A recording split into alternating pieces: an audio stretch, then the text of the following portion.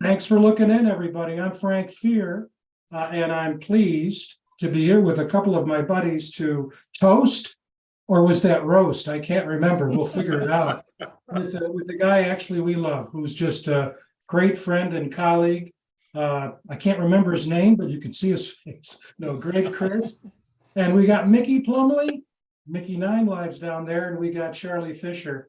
And so we're going to be here for about an hour. You know, I guess I would call this turnabout is fair play because Greg was so gracious to feature the Band of Brothers, the 1966 to 70 teams, West Virginia Mountaineers football, and then the book we were writing. And actually, he was the first person to jump on, and he always said, "What can I do to help?" And he always did that. So, Greg, it's a real pleasure to have you with us tonight. Well, Frank, I tell you what, it's been such an honor for me and so much fun to be involved with you guys. You know, I've told my wife several times, I feel like these are all just friends of mine now, you know, people I never knew before. And through Mark Parsons getting me hooked up with you, and then you getting me hooked up with all these guys, it has been an absolute thrill. And the book is wonderful. So much fun to read, and I've read it twice now, and it's just been an absolute blast for me. And I am tickled to death to be a part of this crew for sure. Well, great. We're going to talk more about you. You're going to talk more about you. So people who don't know you get your background, because you've been, my God, all over the state. What a name. Yep. Hall of Famer, Sports Hall of Fame. Yeah. But what we're going to do now, it's too bad that Mickey had to leave, but he's coming back. Good. I'm figuring he's making a statement about the show. But why don't we start with Charlie and Mickey saying a few words about yourselves. So the audience, if they don't know you, will get a sense of who you are, what you played back then, when you played, what you've been doing, where you are now. So catch everybody up. Let's start with who wants to start, Mickey or Charlie? I'll start with Mickey. He's older. Let's lend it over to age. You know. Yeah, Hey, older, Okay, Mr. Plumley. older, a little bit better looking. Well, I'm Mickey Plumley, and I hail out of Mount Hope, West Virginia, very close to Oak Hill, where Greg's been for a long, long time. Had the good fortune of earning a spot on the Mount Hope Mustangs football team there in 1960. Let's see, 62 through 66. And we were fortunate enough to play for the state championship twice, lost both times. Once to New Martinsville, barely by a field goal, and once to Cerritos Canova that put a pretty good whooping on us. But we're very proud to have competed for the state championship at the AA level in 64 and 65. And then I was very fortunate to get a scholarship offer from WVU and went on to play football there with Charlie, and was a member of the Band of Brothers team that Frank, you so eloquently described in your book about the brotherhood that we all formed, and what it meant to us to play for our state, to play for each other, and what it means really, you know, to be an Appalachian American and to be a mountaineer. So it's an honor for me to join you folks here tonight, and particularly honoring Greg, because he's done so much back in my neck of the woods. You know, he was over at Midland Trail for so many years as coaching high school basketball. He's been very active everywhere he's gone and supporting youth in athletics. And it's just a real treat for me to be here with him, as well as my old teammate, Charlie Fisher. And it's just great to be here and honor Greg tonight. Well, it's great to have you here. Charlie. Yo, Charlie Fisher. Born and raised in Charleston and played at Charleston High School. Graduated 67 and was actually in Coach Carlin's first recruited class at West Virginia, and played up there 68 through 70. And again, like Mickey said, part of that Band of Brothers, and fortunate in that sense, and was a senior coach Bowden's first year as a head coach. So, I really had the best of both worlds until Mickey made me the long snapper in the pit game when I was a sophomore and he was a junior. I've still never forgiven him, and I'll get into that story at a later That's time. another story. But it's great to be here with Coach Chris and you, Frank. You both have just done so much to keep our era of Mountaineer football alive. And I know I speak for my teammates. We are just very, very grateful for everything that both of you guys have done. And from the bottom of my heart, thank you. And I love you both. Well, we reciprocate, right, Greg? No question about that. Absolutely. Greg put it, yeah, whatever we've done, we've gotten back, in spades. And I'm the only one of you that was not born and raised in West Virginia, came there as a young adult, and I left, but it never left me. And so I can really toast the state.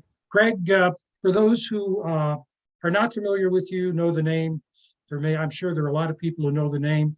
I know that for a fact, but provide a little bit of a background in terms of where you grew up and what you've been doing over the years. You've been all over the state doing all kinds of stuff, and that hasn't changed over the years. But give us the autobiography. All right, real quickly, I was born and raised in a little town called Anstead. I'm sure Mickey's familiar with that. Had some pretty good football teams over there back in the 70s. But I graduated from Midland Trail High School in 1980. I went to Glenville State and graduated from there in 84. Started teaching and coaching, and coached a little bit of everything: football, basketball, baseball. And my favorite sport to coach was basketball. I spent several years as an assistant basketball coach, then as a head coach at Mount Hope High School for several years, and at Midland Trail for several years. And great experience, great time coaching. I had some real, just some success, not because of me, but I just had some tremendous athletes and really had a lot of success coaching over, especially at Trail. We made state tournament 3 straight years. I had like 116-48 record. And it was just because I had really, really good kids and good basketball players, good families and all that sort of thing. So that was a real joy. I took a few breaks later on in my teaching career. I worked for the United States Congressman here locally from Beckley, and spent about a year doing that as a 3rd district representative. Traveled around, took him places, and went to places in place of him and made speeches and that sort of thing. I worked as a magistrate in Fayette County for a year and a half. So I got to do that. Now I retired from teaching and coaching. I retired from coaching in 2012. My son graduated that year, and I gave it up that year. Retired from teaching in 2018. And again, did those other things in between all that. And now I'm up in Morgantown. I work for a company called Aspire Services Center. We're a veterans recovery unit. We ultimately will have a 27-bed facilities where we'll house those folks in recovery, not just veterans, but anyone in recovery. And we'll have a residency place for them to live for up to 18 months. We'll teach them job skills. We'll help them find employment. We'll follow up with them and track them and make sure they're staying on the right path and that sort of thing. So that's what I'm doing now. Started doing that. I started out doing a radio show.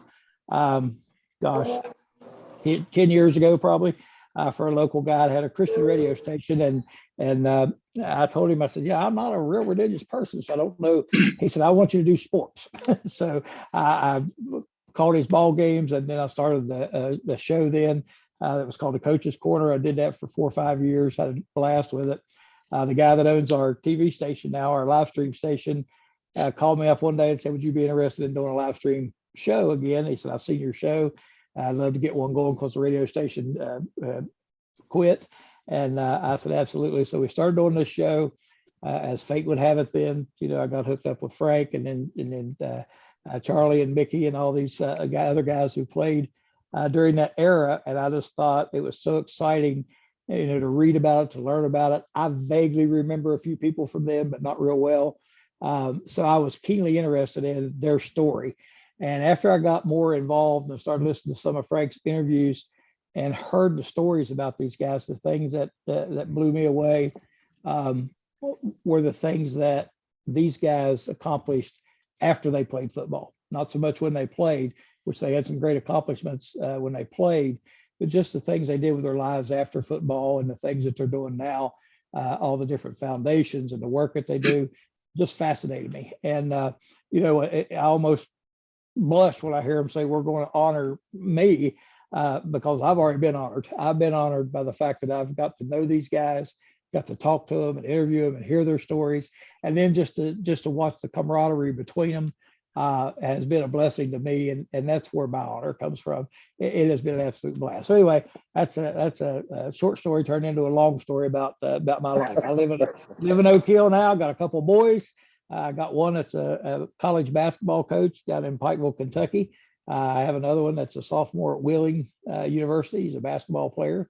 I've been married for 32 years. So, you give my wife a pat on the back when you see her, because put up with this for 32 years is quite an accomplishment, I have to say. But anyway, it has been an honor for me to be associated with these guys.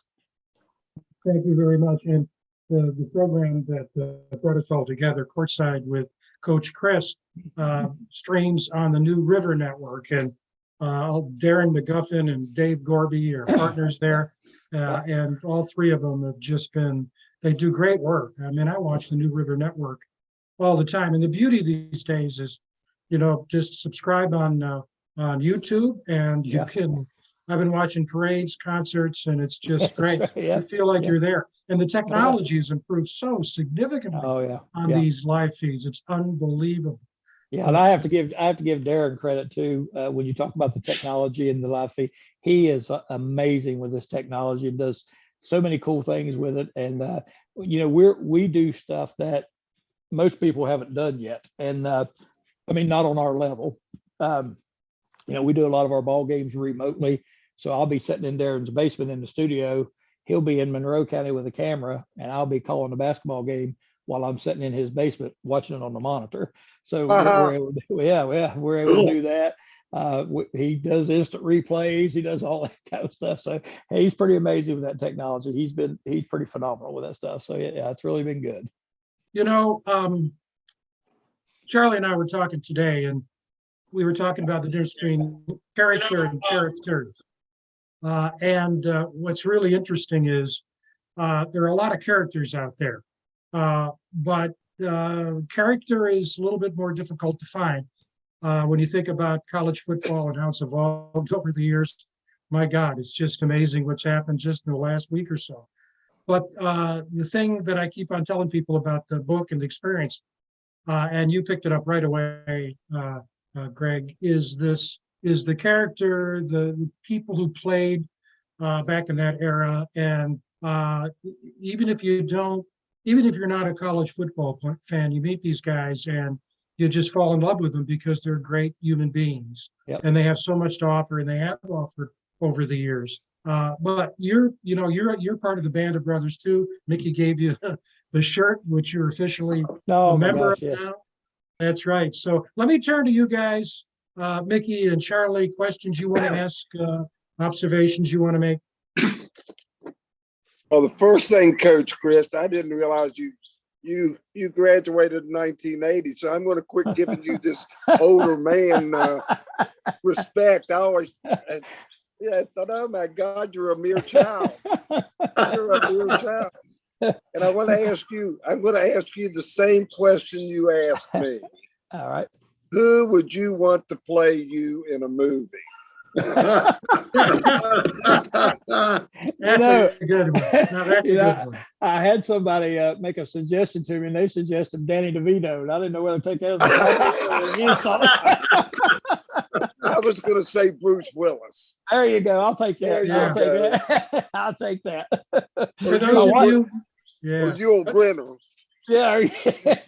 For those of you who've never watched the show, I didn't know this when I was on the first time. They have these questions they spring on you without any you don't know what you're going to get when you're there, and you got to answer. So Charlie, the score right now is Charlie 1, the rest 0. I think Mickey had some questions for me though the last time he was on, or at some point he asked me, he shot me with some questions. Yeah. Along with a wig. Yeah.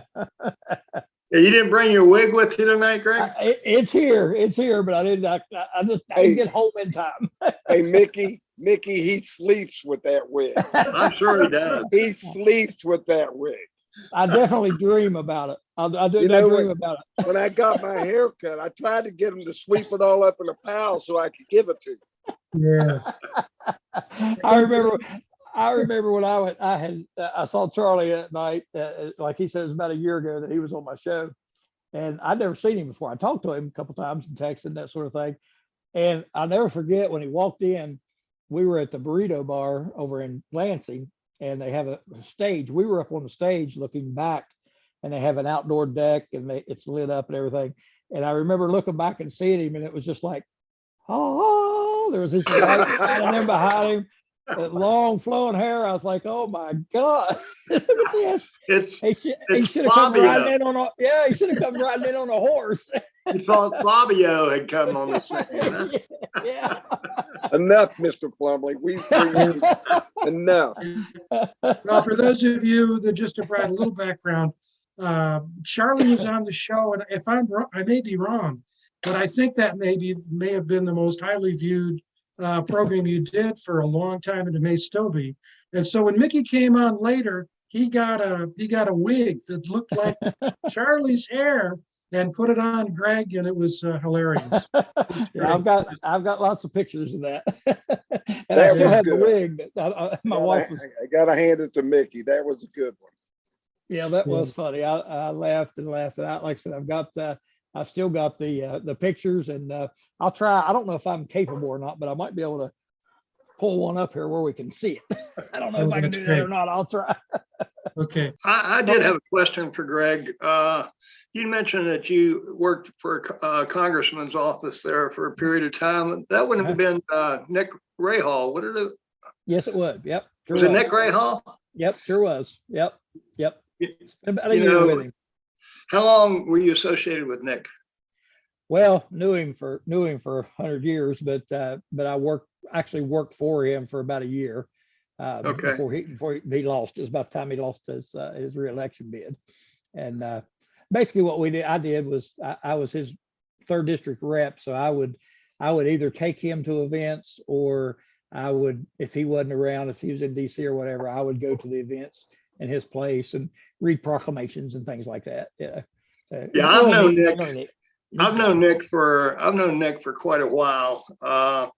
When I graduated from WVU, I went to work for AT&T down in Charleston, and it just so happened that they had an office up in Beckley, a call center, and they needed somebody to go up there on a temporary basis and manage the place for about 6 months. So they put my feet to the fire with no experience whatsoever, throwing me into that Beckley call center. For the viewers out there, Frank, I got to put a plug in for the Mountain of Hope organization that you guys know I'm associated with, a nonprofit foundation that we started back in Mount Hope about 10 years ago. Myself and 9 or 10 of my high school classmates, football players, majorettes, cheerleaders, formed this organization to raise scholarship funds for kids in Fayette County, originally Mount Hope, but we expanded to Fayette, Raleigh, and Greenbrier counties now, to raise funds for kids to go to college. And that is still going on, I'm proud to say, 10 years later after we got it started. But we've had great support. And Joe Manchin actually came by. The very first scholarship we ever presented to our first selected candidate. Joe came by, just happened to be giving the graduation address at Fayetteville High School. And the next year, the second year, we gave out 3 scholarships. And we had Nick Rahal come over, and Nick was kind enough to present those scholarships on behalf of the Mountain of Hope organization. But anyone that's interested in helping the kids in Southern Appalachia to further their education, particularly in that immediate area, or if you have a child that you would like to apply for a scholarship that will be going to college in 2024 or after that point, you can go to our website, www.mountainofhopeorganization.org, not .com, but .org. www.mountainofhopeorganization.org. You can find out more about our organization. If you'd like to contribute, there's a contribute now button on there. All you have to do is push that button. You can make a contribution. Or if you're looking for some financial aid to help get your child or grandchild off to college next year, we've already given away the scholarships for 2023, and we did about $15,000 worth this year. But about March, April of next year, we'll start the selection process. There's an application online on our website that you can fill out on behalf of your child or your grandchild, and you can submit that to us, and we'll certainly take it under consideration. But yeah, when I thought maybe you had worked for Nick, because I know he was in office for 30 some years, maybe 40 years. Yep, 38 years. 38 years, yeah. Yep. And what a public servant he was, man. He was a great public servant, great guy. And interestingly enough, week and a half ago, I was in Beckley. Came home from Morgantown to go to Beckley. They had his West Virginia University Tech gave him a place over there for his archives. So they got a whole, like a house set up, and all his congressional archives will be placed there now. So they had the big ceremony last week over at Beckley, and I went over to that. So, some of the viewers may not, I was going to say, some of the viewers may not know that Joe Manchin was a football player at West Virginia. Was he part of it? Was he in the 65 class? Charlie, do you remember? Mickey, was that the 60? Yeah, he was a year before me. He started in 65, but he blew his knee out his freshman year. They honored his scholarship, and he was on the squad. He was there for practice and everything, but he was never able to play. And a quarterback, right? Was he a quarterback? Yeah. Was he a quarterback? That's what I thought. He was a freshman that year, 65, when that West Virginia Pitt game that was 63-48. Yeah. That was his freshman year. Interesting. You should bring that game up, Charlie. You get one visit to college campus when they're recruiting you. And that's the very game that I went up to Morgantown for when they were recruiting me in 65. Of course, playing on the offensive line and watching that 63-48, I thought, man, this is where I want to go play, because there's going to be a lot of points put up on the board. And that was a great game. It had a lot of earmarks to the West Virginia Baylor game of 2010 when Geno Smith was quarterbacking, and it was just a question of, well, who's going to score? 2012. Was that 2012? Yeah. Although Geno's. That was the first game that we played in the Big 12. That's right. First game that we played in the Big 12. Yeah, and I was fortunate enough to be at that game also. Were you at that 65 game too, Charlie? I think. No, my brother played in that game. Yeah. Jimmy played on that team, didn't he, Charlie? Jimmy and Joe DeFoney. I mean, they had a great squad. It was loaded. Alan McCune, Dick Leftreach, Garrett Ford was a sophomore, Bob Dunleavy. They were. Ernie Wheeler, they had some great. Dickie Hardis was on that team. Yeah, that was my first college football game. Was that about the time when you were growing up, you started paying attention to West Virginia football? And for those people who don't know much or anything about West Virginia, you can't even begin to understand. Maybe Nebraska's close to it. The world stops when West Virginia is playing football and basketball. So when did you start paying attention to the Mountaineers? Yeah, I'm gonna guess it was probably the late 60s. And like I said, I remember Mike Sherwood playing. I remember those names, of course, Jim Braxton, all those. And we listened on the radio. I mean, that was and then a little bit later on in the early 70s, we had, of course, a hometown guy go up and play, and was a really good player for WVU, Tom Pridemore. yeah. who Oh, was from- Tommy's great ball player. Yeah, yeah. Great He was ball player. for Well, he Mansfield did. there. Yep, He they're in did. our hometown. Yep, and so we really listened to all those, and we gathered places and listened. Rarely were they on TV back then, you know. So I probably started really paying attention probably late 60s, early 70s is when I really, you know, and I can't remember all of it, but like I said, just getting to know these guys. He got involved in state politics also, didn't he, for a while? Yep, he was a House of Delegate member. They some of the local politicos got him interested, and he ran and won big, you know. But then he of course started playing pro football, and you know, obviously didn't have the time to dedicate to that. So it was just a short stint, but yeah, he was there. So, Coach, do you miss coaching? You know, I've been asked that a lot, and I'll be honest with you, I miss summertime. You know, going to camps and that sort of thing. I miss practices, but I do not miss the games and the Oh, track. you're kidding me. Nope, I really don't. I think I got, you know, pretty intense, you know, and really inside, you know, and I'm just like, it was almost a miserable experience at times for me, you know, just because of the intensity and all that. And I don't miss that too much. I honestly don't. I miss practicing to be around the kids and going to summer camps and that sort of stuff. I miss all that. And, you know, of course, the coaching camaraderie and all that sort of thing. But Well, the actual do games. you think most coaches are like that? It's the game experience that they really could do without? You That's know, shocking to me. Yeah, I don't know if most of them feel that way, but I do know there are many that I've talked to that feel the same way. Oh, okay. Yeah, just That's you know, interesting. well, you know, in high school, I mean, I realize this now that you know, it doesn't bother the kids near as much as it bothers the coaches. You know what I mean? To lose a Right. game or whatever. And you know, high school sports are pretty intense. I mean, I know it's not the college level, but it is intense. And I don't know, it just was nerve wracking to me. I would just be a bundle of nerves. And it took a long time after game, but yeah, I don't miss all that feeling, you know. So you took the losses pretty hard and lived with them for a few days. Yeah, a little bit. Yeah, I'm still fighting one. The Well, last that game I sounds like lost. that sounds like Frank Vincent. I tell you what, I mean, my coaches in high school were a lot more in my face than they ever were in college. Right. And yeah, Vincent never forgot a loss. I think, you know, we lose a game and he was giving it to us for 4 weeks. he was actually the coach. He was actually the coach at Glenville when I started at Glenville. That's right. Yeah. And my best friend, my best man at my wedding, his sister was married to him, so I had a connection there with Coach Vincent. Oh, So, wow. Yeah. Hey, I got an interloper on the line here. I think Dickie, you're still hanging with us? I can hear fine. Oh, that's Dickielee Roberts from Princeton. Center on the team. There's Dickie with us. How you doing, Dickie?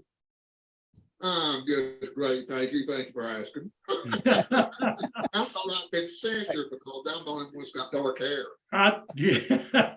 I'll tell you, Greg, the hit of the interview you did at Kegler's in Morgantown, we were on our book tour, was when Dickie got up there. Were you shocked by him, or did you know that he was going to do a comedy routine?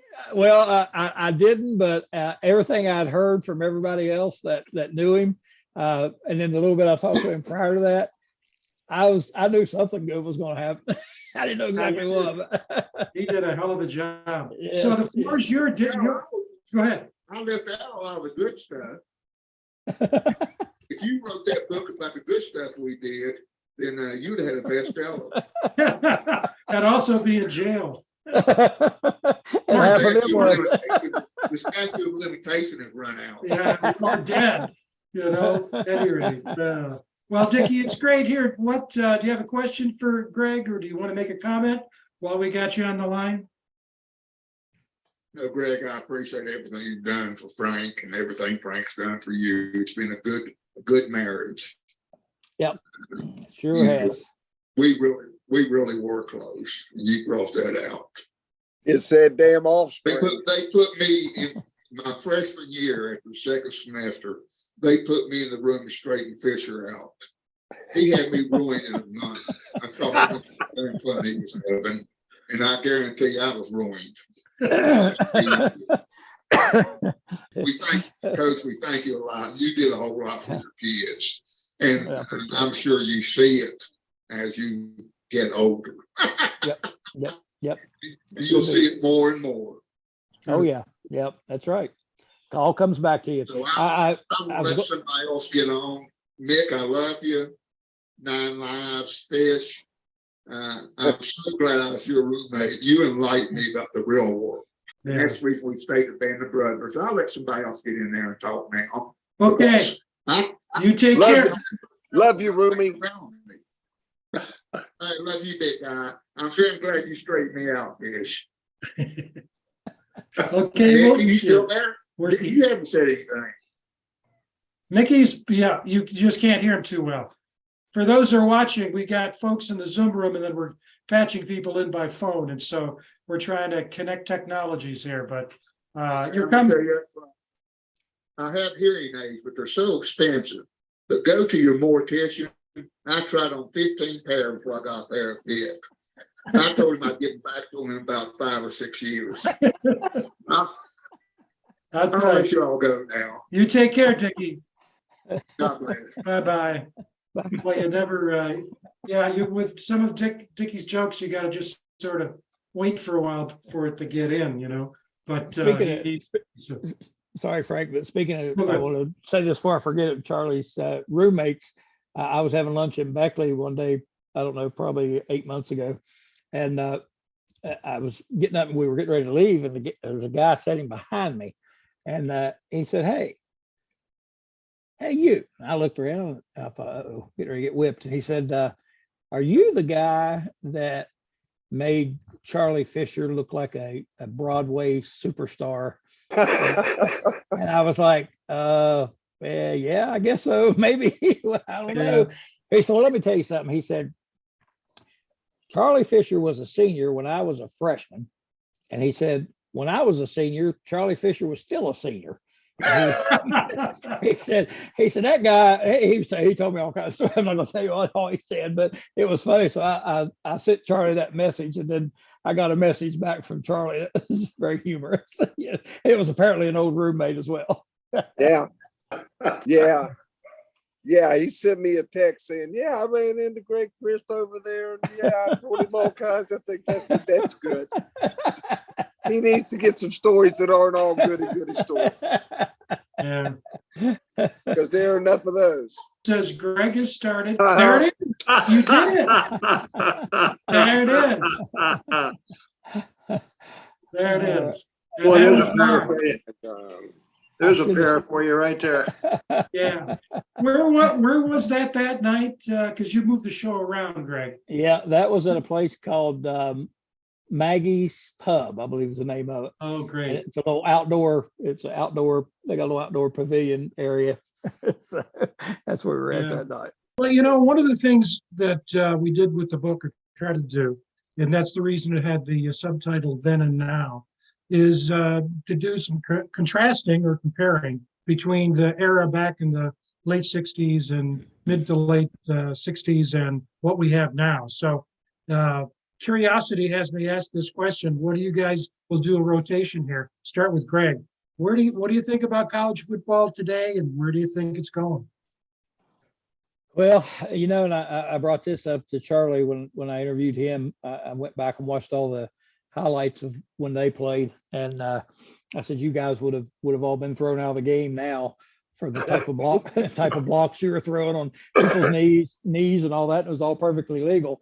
So, you know, so the game obviously has changed a lot in that aspect. You know, the thing that worries me now is the NIL thing.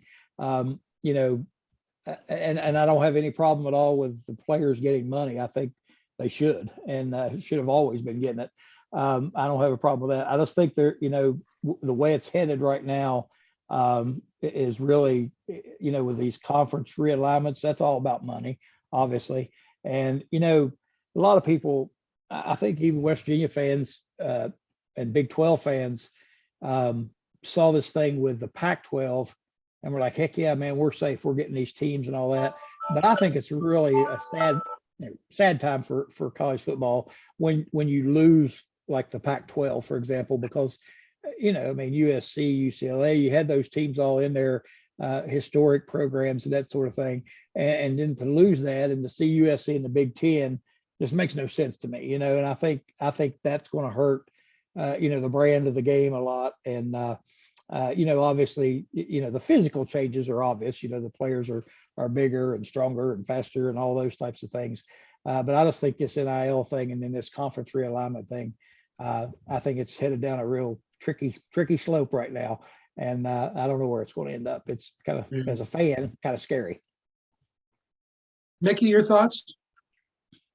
Well, it is so different than back when we played, guys. The thing that bothers me most is the lack of playing for the intent of helping out your state, your reputation in the state, your brothers, the coal miners in West Virginia, the middle class people in West Virginia, having a product, since there's no pro football, available in West Virginia, but having a product that the state can really rally around, and having the financial ability to put out a product that can be competitive is getting tougher and tougher.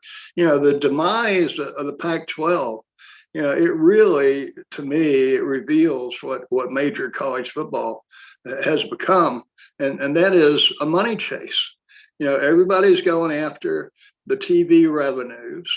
And that's the whole reason why the Pac-12 became totally dismantled, is because I think they had a TV broadcast package that was put together that was going to be live streaming on the Disney Channel or one of those. The revenue comparison to what you can get on major networks in a major conference, same reason that Texas and Oklahoma left the Big 12 to come to the SEC.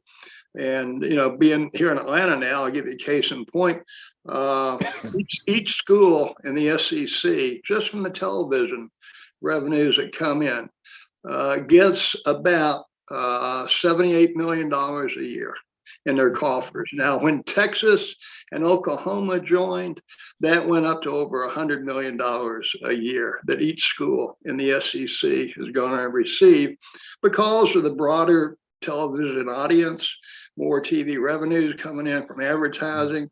And, it's just, the game has just morphed so much, and it's so much about being a money producer for the school.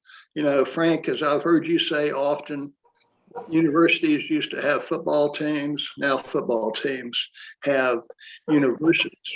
And in the face of that, every university, I think, and we've done some chatting about this in the last few days, but, I saw an article on West Virginia's cut back on their academic staff. They've cut like 178 positions, Frank, because they just cannot meet, the budgetary constraints of supporting teachers like that. So as a result of that, you end up losing talented educational people in the system. And Frank, you know a lot more about this than I do, since you did your time at Michigan State. But, it's just the whole composure of it to me has just changed dramatically. Back from when we played, you played for the glory of the game, for your brothers, you played for your state, and you played because of pride. Bill Stewart said one time, well, in that talk that he gave, I'm sure everybody's seen Leave No Doubt. If you haven't watched that, get on YouTube and just type in Bill Stewart, Leave No Doubt, and listen to that pregame speech that he gave that night before they went out and just whipped Oklahoma's butts. But one of the things he said in that pregame speech was, you protect your wingman when you're out there playing. You never leave your wingman, naked and exposed. And that's the way it used to be. And, today I got a question. If I'm a right guard on any offensive line and they've recruited a right tackle and he's got an NIL deal and they're giving him $800,000 a year, and I'm playing just on my athletic potential and didn't get a dime, I got to question whether or not that guard's going to be supporting his wingman or not. All that enters into it, in my estimation. And I think, college football is really in an age of decline because of all of it being so oriented toward, who can get the biggest piece of the money pie. And it's just a shame. It's an absolute shame. It's going to destroy the game. It's not sustainable in its present form. Yeah, boy, really articulate, both of you. Charlie, weigh in. We've talked about it. You have thoughts, big, important thoughts. I mean, college football is the one sport that I have not only played, but I've watched and loved, and excuse me, to see it going in the direction it's going is really tough. Now, I don't think college football will ever go away, but the college football that Mickey and I played, that you watched, Frank, that you watched Coach Crist, where you knew everybody on the team and they were there for 4 years. Those days are gone. Those days are gone, as sad as it may be. And when you look around, I mean, right now, there's not a sport that hasn't been touched by money and TV. Frank, you play golf. Mickey plays golf. I don't know if you play golf, but you look at what's happened to golf, and it is sad. But I don't know if I'll ever stop watching college football. It's far, far better programming to watch than the NFL, and it's more fun. And I think the fun of the game, watching it, I think that will continue. But as Mickey said, playing for your brother, playing for your state, taking pride in all that. No, they're out there playing to play on Sunday. That's the motivation behind it. To be out there on Sunday. And I think I said to Coach Crist on that night that I was there, out of the 22 players that played in the Peach Bowl in my senior year, we knew that there were only going to be 3 guys that went into the NFL. We knew it. So the rest of us were playing for the game, the state, our teammates, and that part of it, sadly, is going to be gone. But yeah, and I think too, another obvious fact is going to be that the rich are going to get richer, and the rest of us, I mean, let's face it. I mean, if you're a young kid coming out of high school, and you've got Alabama, throwing 500,000 at you or whatever. And then West Virginia says, well, we can come up with 25 grand. You know what I mean? They're going to go to Alabama. And I think this, the way it's all shaken out is these elite, what they call the blue blood teams that are looked at up here are just going to keep ascending while the rest of the teams are just going to stay. You know what I mean? And I think it's bad for West Virginia in the long run. Really, well, it's good for any school like West Virginia, and the NCAA could have nipped this in the bud. Oh yeah, yep. They could have taken control of this, and the amount of money that went to each player, to each school, equaled it out, and they wouldn't be in the situation that they're in right now. But the NCAA was making a whole lot of money. They didn't lift a finger. That's right. You're exactly right, Charlie. They're to blame. They could have nipped it in the bud. They did not lift a finger to stop any of this. Yep, they're making their big money, and they'll continue to make it, and they're okay with that.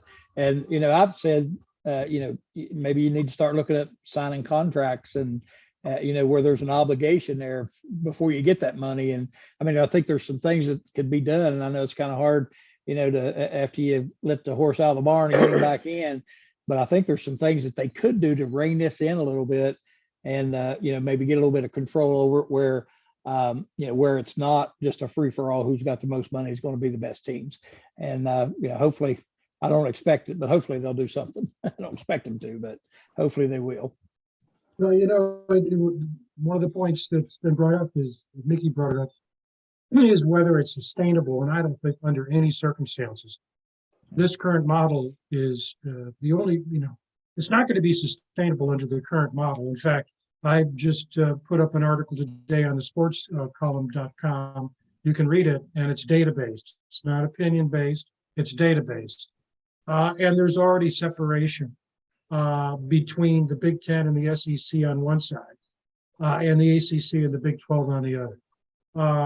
It's going to sound crazy to say this because it's counterintuitive. University of Central Florida hasn't even played a game in the Big 12 yet. And for 2024, they're knocking the heck out of the rest of the what will be the Big 16, I guess, in terms of recruiting. They've already signed 8 4-stars. Yep. The closest to UCF is 5 4-stars. I think West Virginia has 1 or 2. And the money that is coming in, I've looked at, and I've talked with Bob, had an exchange with Bob Herzl about this. You look at the revenue that's coming in, the Big Ten and the SEC, as you said, Greg, just bolstered themselves from a money point of view by getting Los Angeles. Yeah. That's what they got. They got Los Angeles, Portland, and Seattle. Yep. Right? And we got Cincinnati and we got Houston in the saturated Orlando. Texas.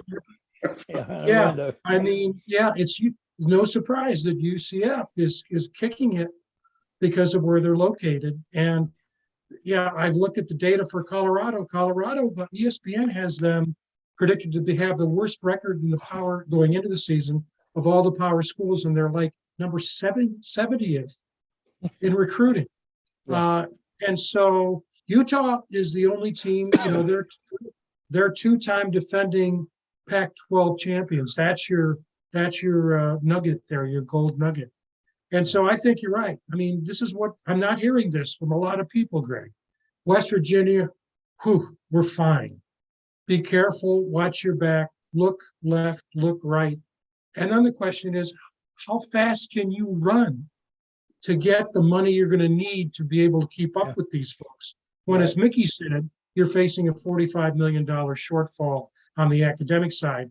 And one of the points that was made in the Wolfley show on Monday, and I was pleased to make it, is that people need to understand that at major universities, the money to run the athletic program is not coming from the general budget.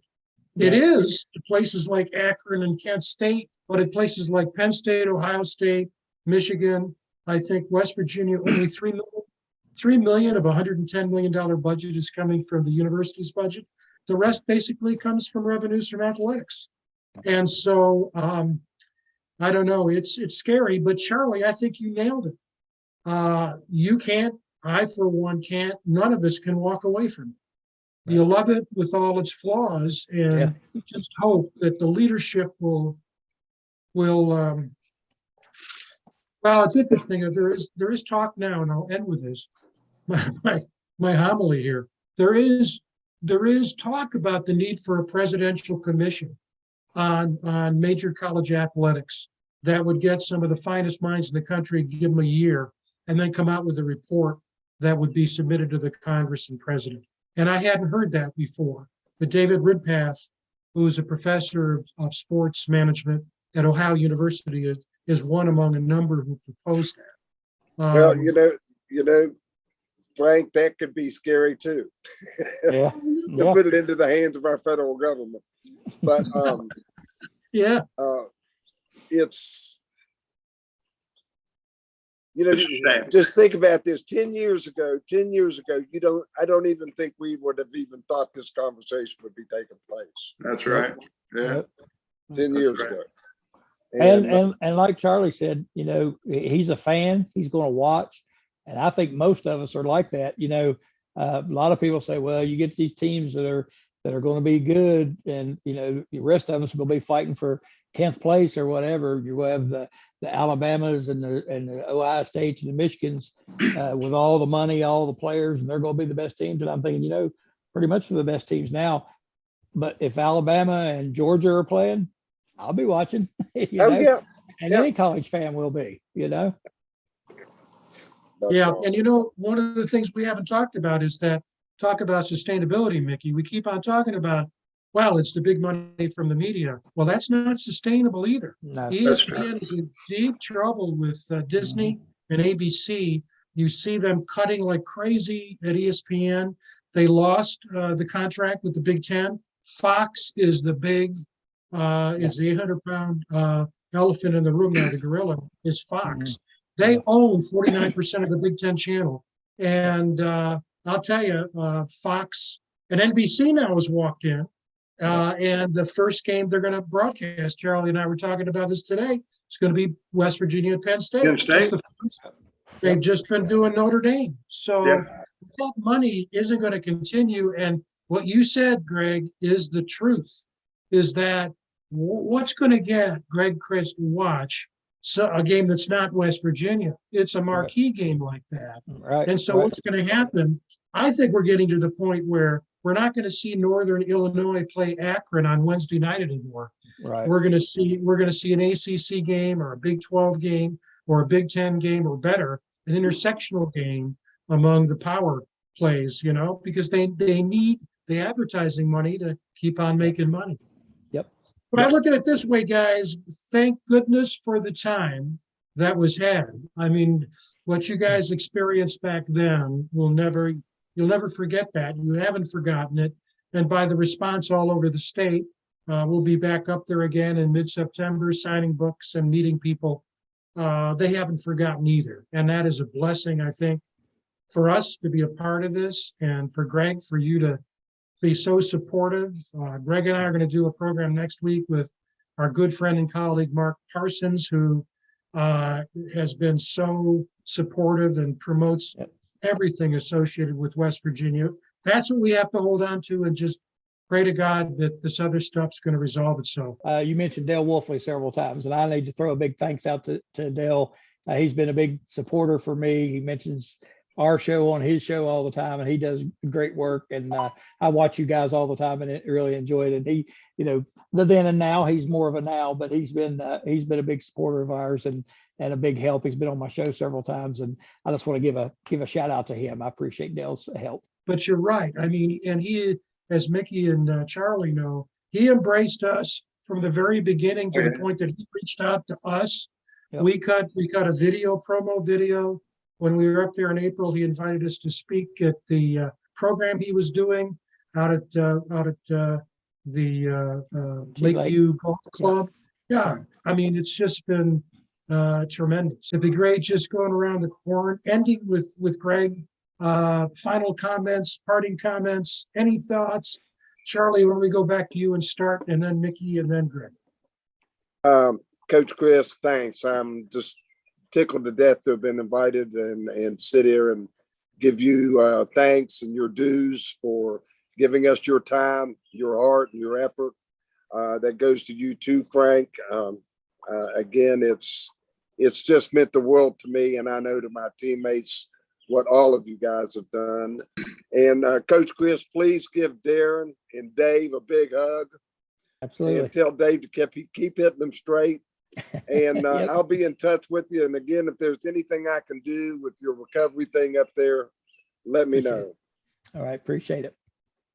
Love you, buddy. Thank you. I love you too. Thank you, Charlie. Always an honor. Mickey?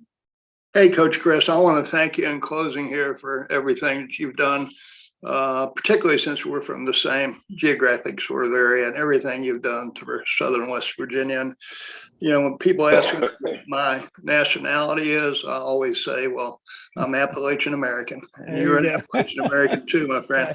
I do want to share my screen here and close with one thing, since we're talking about great coaches.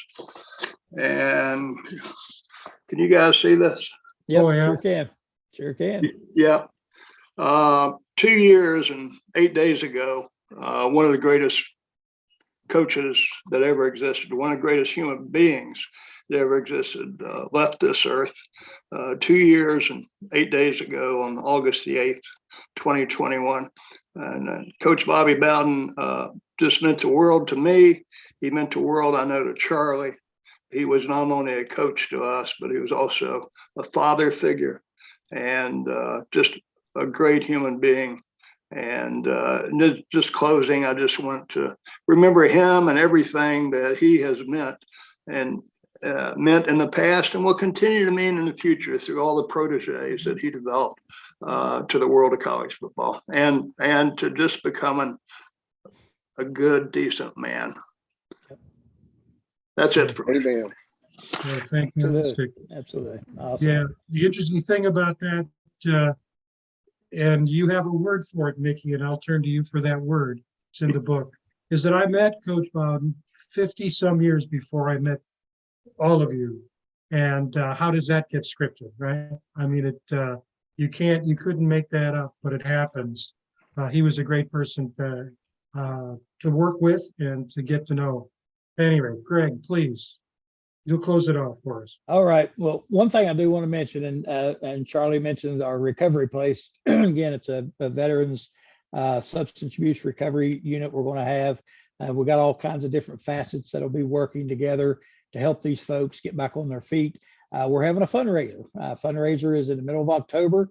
We're going to have a dinner and a silent auction in Morgantown. We've already gathered up a few items, and for the silent auction, we're just going to have a good time, get together and try to raise some money to help support what we're trying to do up there. And again, we've already got some help from some of the now guys. So anybody out there that's listening that might want to pitch in and help, just give one of us a shout, and we gladly take your help.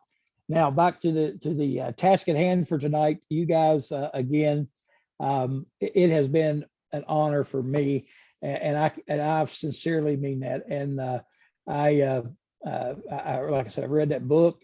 I've met you guys, and I told Charlie, I sent him a text. I said, I just got to finish reading this book. And I went into a long text. He said, Lord, don't make me cry this early in the morning. But it just touched me so much. And just again, to see what these folks have accomplished in their lives, and then to see the camaraderie, and you listen to Dickie and the humor and they just get along so great, and it's just so fun to be around them. And it has been an absolute joy for me, to try to keep their legacy going and alive. Great football teams, and I know people will enjoy reading the book, and you need to get it if you haven't gotten it yet and give it a read. But I tell you, it has just been a fascinating time for me. And I got to meet and befriend so many of these guys. That's made it even better to get to know them.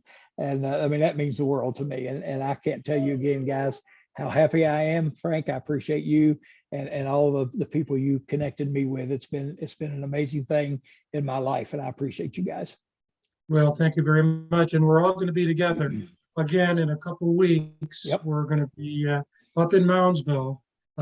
Dave Voigthofer has organized a hell of an event. It's going to be at the co-op starting at noon all afternoon. Media coverage, players will be coming up. Mickey will be there. Charlie will be there.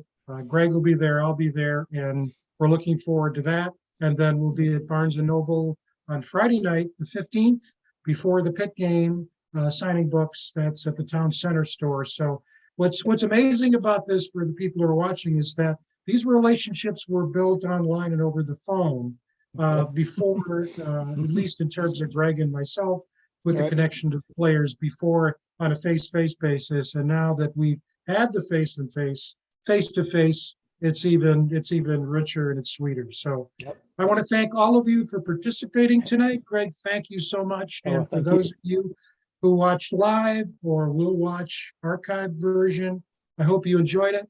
Got to meet these guys, got to meet Greg, heard their stories.